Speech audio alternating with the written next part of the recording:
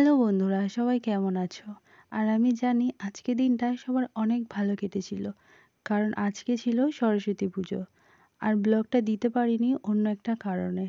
আর এখন আমরা মা মেয়ে লাল সাদা শাড়ি পরে বেরোবো বাপের বাড়ি যাওয়ার উদ্দেশ্যে, কারণ এখানে থাকলে ঘুরতে যেতে পারবো না, সেই জন্য।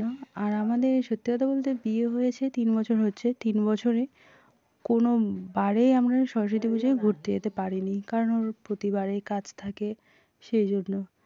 আর ওই জন্য মনের দুঃখে চলে যাচ্ছি বাপের বাড়ি, আর আসবোও না ও যতদিন না আমাকে নিতে যাবে। আর এদিকে আমার মাম্মাম সোনা শাড়ি পরে রেডি হয়ে গিয়েছে ওর লাইফের প্রথম বছর সরস্বতী পুজোতে। তো তারপর আমরা কিছু ফটো তুললাম, ওর তুলে শাড়িটা খুলে দিয়ে জামা পরিয়ে নিয়েছি, কারণ টানা অটোয় যাবো তো, ঠান্ডা হাওয়া লাগবে, সেই জন্য।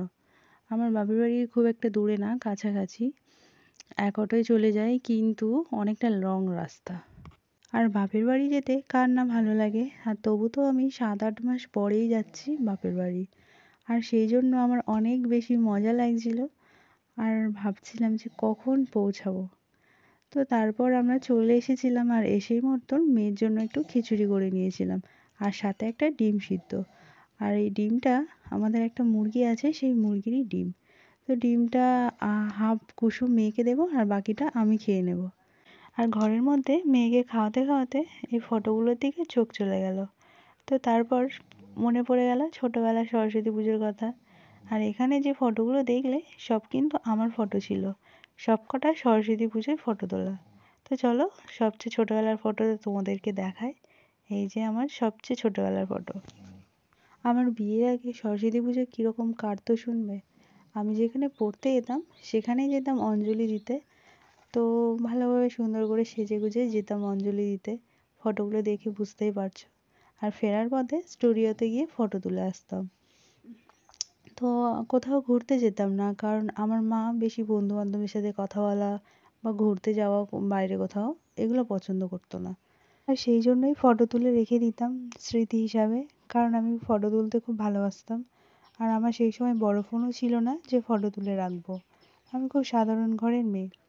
তো চলো, ছোটোবেলার সরস্বতী পুজোর কথা তো বললাম, এবার চলো আমাদের বাগানটা তোমাদের ঘুরিয়ে দেখাবো।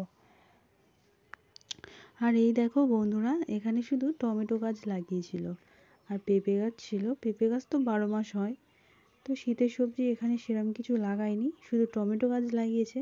আর তাতেও দেখো জল দেয়নি, কিছুই না, গড়া পুরো একদম শুকিয়ে কাঠ। এখানে আর গাছ হবে কি করে?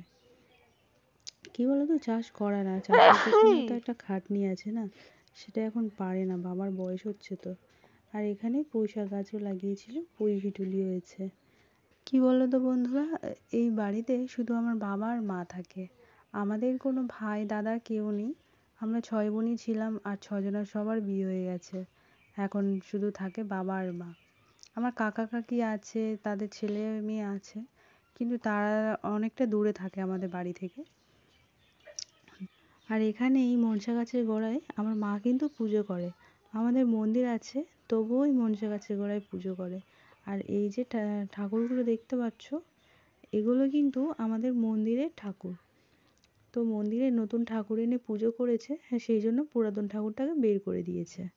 আর তোমাদের বলা হয়নি, আমি যে বাপের বাড়ি এসেছি, আমার শাশুড়ি মা কিন্তু আমাকে দিতে এসেছিলেন। আর আমাকে দিয়ে খাওয়া দাওয়া করে এখন বাজে বিকাল 5টা, আর আমার শাশুড়ি মা চলে যাচ্ছে। আমি কিন্তু এখানে এখন থাকবো, আর তোমাদের সাথে আরো অনেক কিছুই শেয়ার করব।